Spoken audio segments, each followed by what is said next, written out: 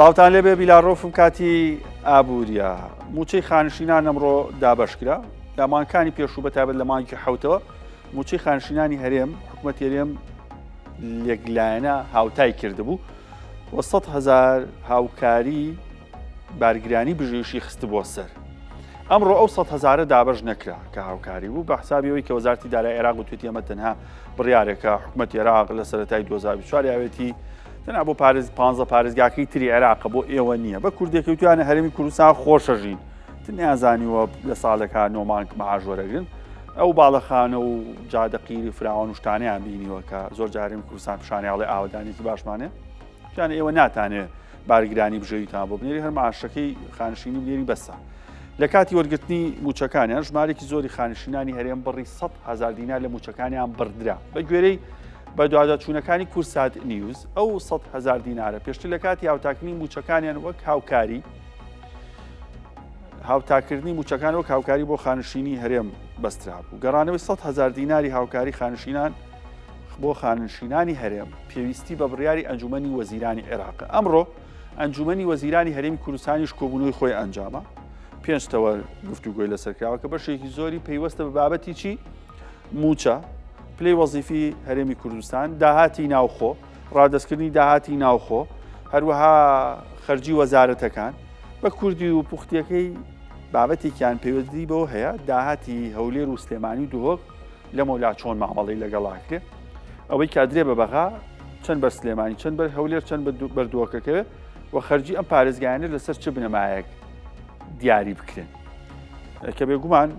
ڕاگەندراوێکی کۆتایی کۆبوونەوەکە نیە بەڵام پێشتر ڕاگەندرا بوو تەوەرەکان چین تا ئەستێک بەرچاوڕوونێکی لەگەڵیشە هەناردەی نەوتی هەرێمی کوردستانیش پاسێکی گرنگی کۆبوونەوەکە.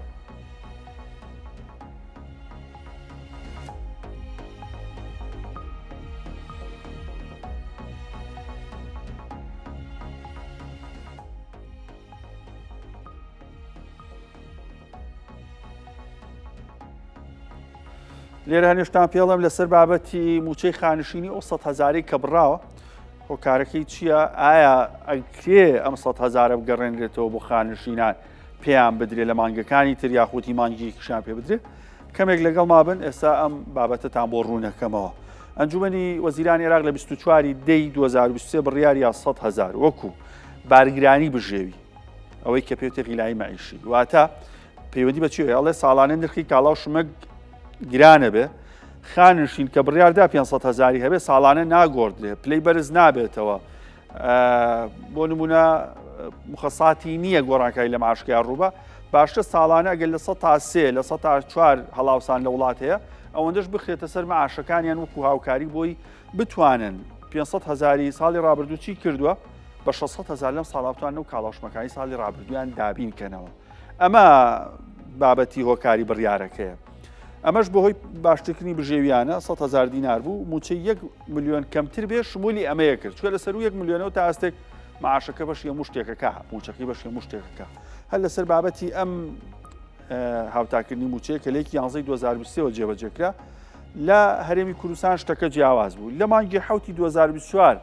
هەرێمی کوردستان بڕیاریاکەی تر خانشینانی هەرێم وەکو بەغدا موچە وەربگرن 1 بڕ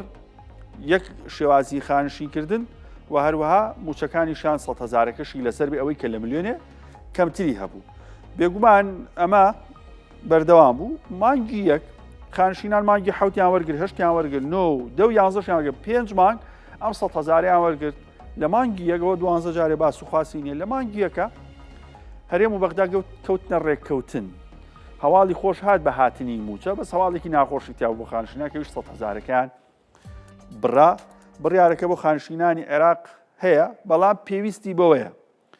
کە ئەنجومەنی وەزیرانی عێراق بە پێی زانیاریانی کورسانیوز بە دواداچوونی کردووە ئەنجومەنی وەزیرانی عێراق بڕیار بە ئەو بڕیاری بۆ خانشینانی عێراق هەیە خانشینانی هەرێمیش بگرێتەوە پێ ناچێت شتێکی قورس بێ ئەگەر تیمی هەرێمی کوردستان لە نێو حکوومەتی عێراق و فراکسیۆنە کوردەکان و باردۆخی سیاسی و لێک تێگەشتنی سیاسی کۆبوونەوە سیاسیەکان داوای ئەمە بکەن قورس نییە چونکە بۆ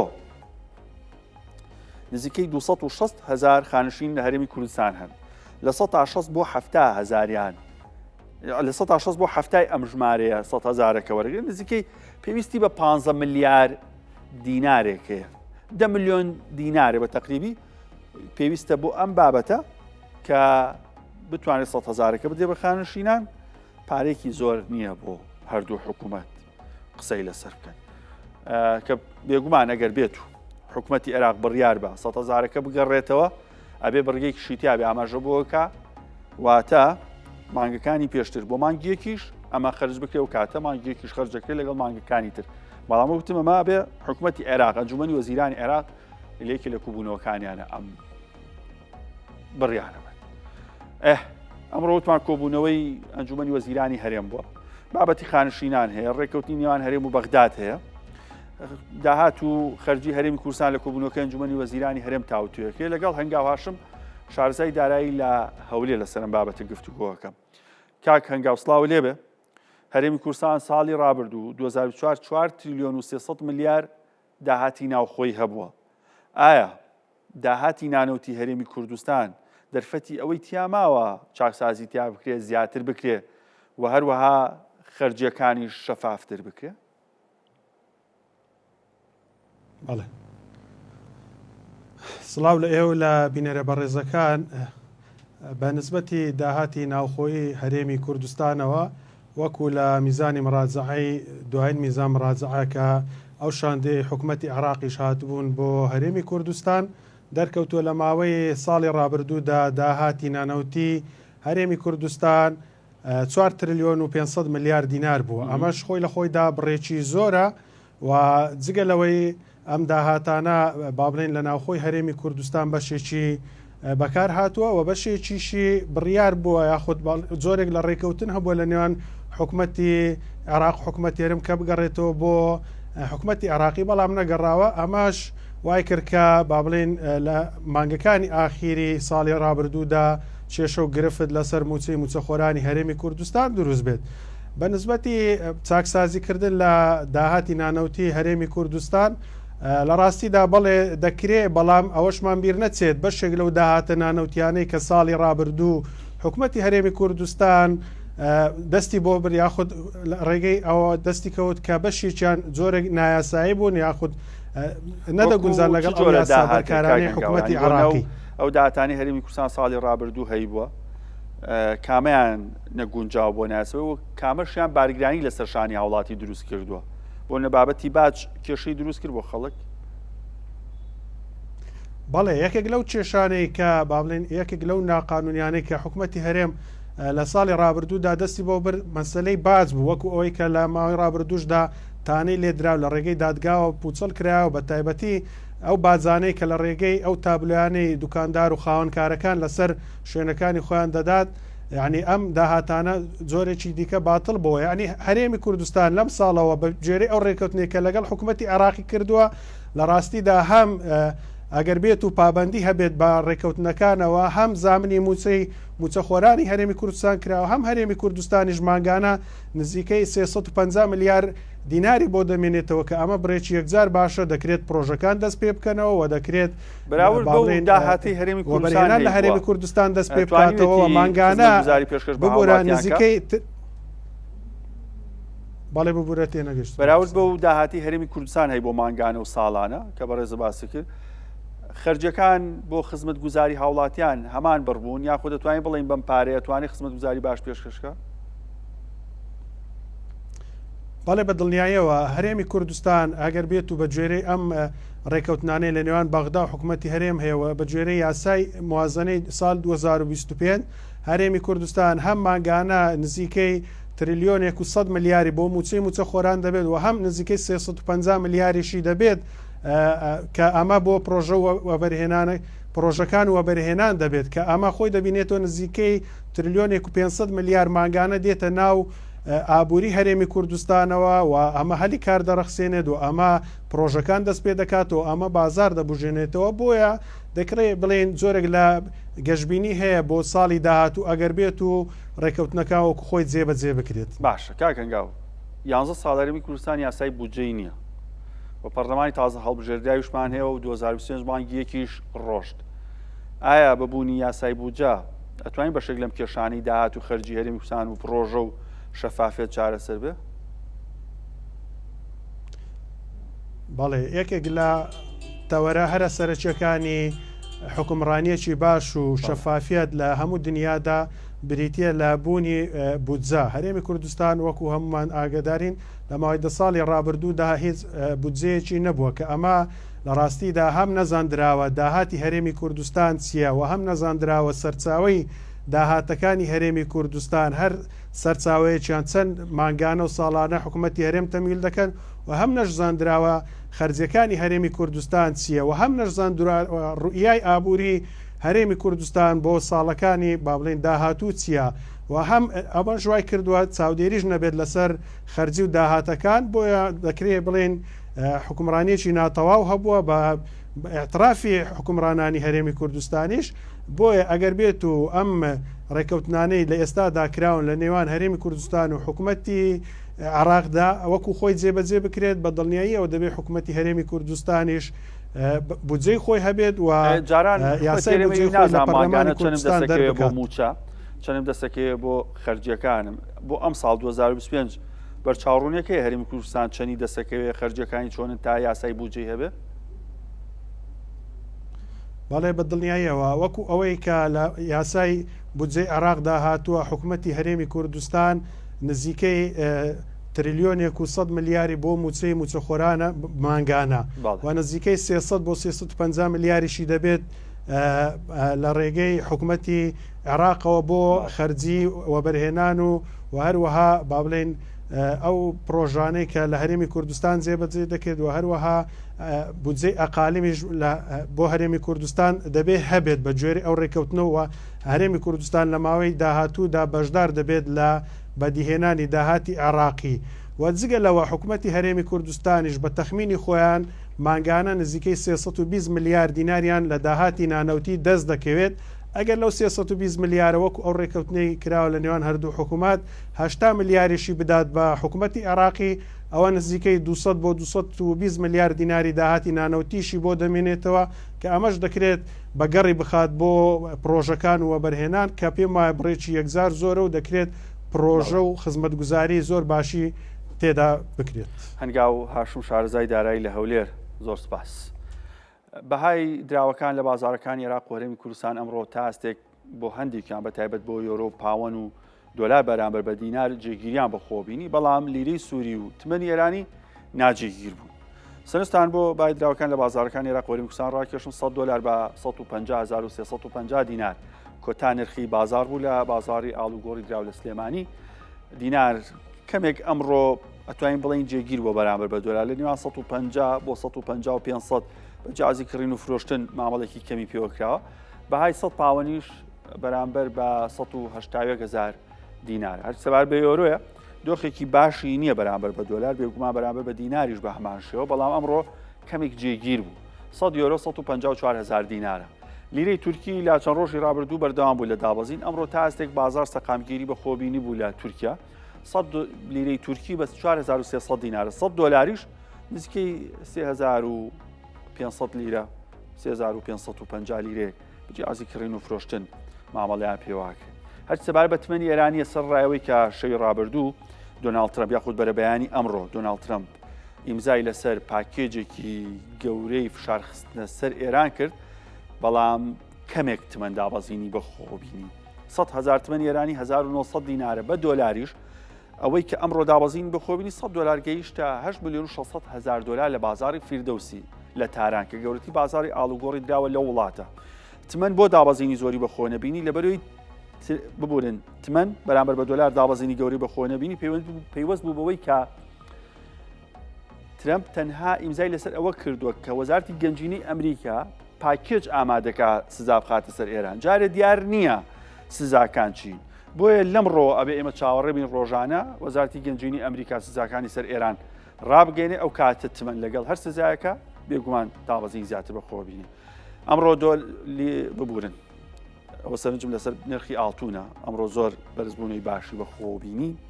لەسەر شاشی کورسانویزی شەهر ئۆنسەیەک 2866 دلارە. ئەمڕۆ بەرزترین ئاستی تۆمار کرد 2877 دلاری بەخۆبینی کە هیچ کات ئاڵتون ئەوە بەرز و گران نەبووە. لە ماوەیە هەفتەیە 150 دلار بەرزبوونەوەی بەخۆبینیوە کە بەرزبوونەوەیکی بێوێنەیە ئاڵتون لە ماوەیەکی کورتە بەخۆیە ببینێ.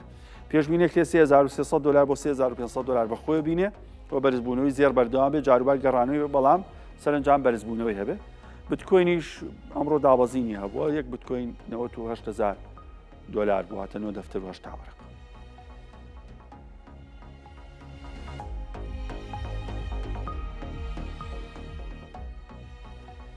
لیرەی سووری لە سەرەتای مانگی 12 تا ئێستا لە هەرێمی کوردستان مامەڵەیەکی گەرمی هەیە و خەڵک ڕۆژانە بە دوای هەواڵ و زانیاریەوە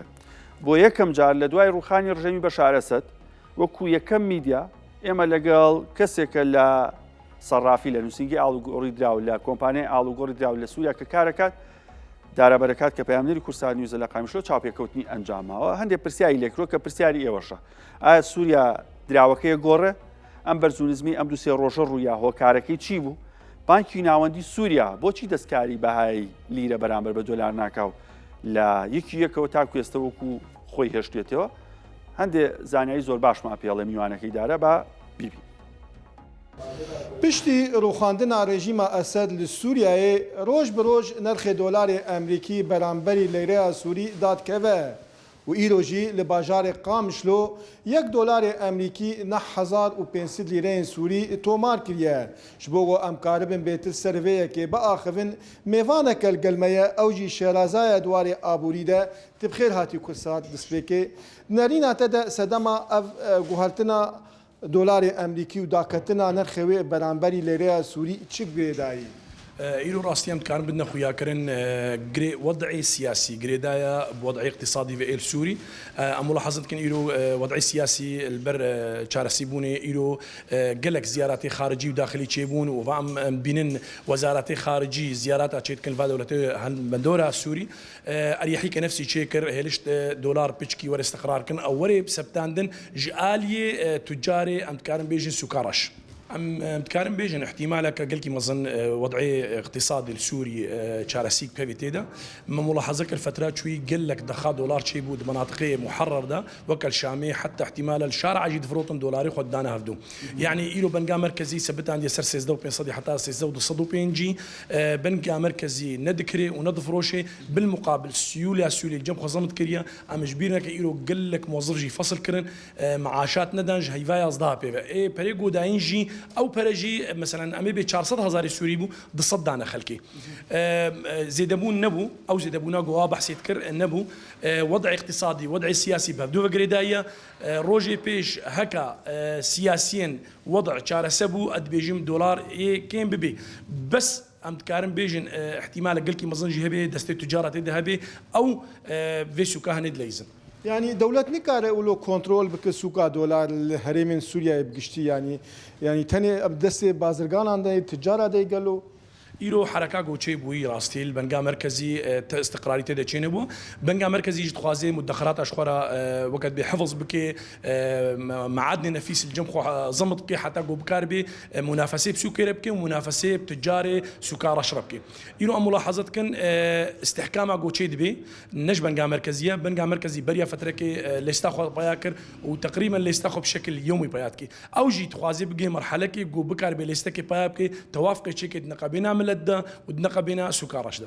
بس خوازم ويا كيش بيجم يعني الليفل ولاتي قال لك غازنا عندكن جي بلمبونا نرخي كل وبلان بيد يعني تبي داكتنا نرخي دولاري امريكي يعني افجي جريدا يبوي استحكاميه كيسبازيه بازرغان للسكارش والتوايا هريمي إيرو تاجرك هبي أو تاجر بري هبن تكاري استحكامي بسوكي بكي على سر مداري دهروجا تكاري استحكامي بكي ودولار هلدي وداخل سر كيف أخواني إيرو وضعي سوري البر وكان بحالات سياسية فإجبارية شارسيك شيء بيج آلي وضع اقتصادي فأد بيجي من روجي بيش جو خلق بخوازي حفاظ سر بريخو بكي تكاري توازنك شيء كي نقبنا مدخرات يخو قسمك بكي دولار قسمك بكي سوري بالمقابل بكار بشخورة مدخراتنا بكي وكصير ام سپاسیات کرد ساعت خوش يعني وك میوان میجی آماجه پیکر يعني اف گو هلتنا گو د نرخ دلار امریکی انجام دایه صدما رئیسی او ئەو ڕەوشە سیاسی و ئەو گوهرتنا سیاسی گۆل سووریای چێبووە لەومە خەڵک لەوێدا تا ئێستا ولۆ نەپشڕاستن تاگۆ وێ سووک و بازار وێ چاوا ببە بترسن وەک ئاماژە بۆ یەکێژتکم ئێگۆ دەریباوەیەکت باجەیاوەیەکێت دێ وڵاتینە بتایبەت کەسێن فەرمانبەرن ئەv نەجیگربوونا نرخی دلاری ئەمریکی باندۆرێ لە سووک و بازارێ دکە و تەوایە کەل و پەلان یەن لە بازاران دکە. ئابوورێکی زۆر باشتانە.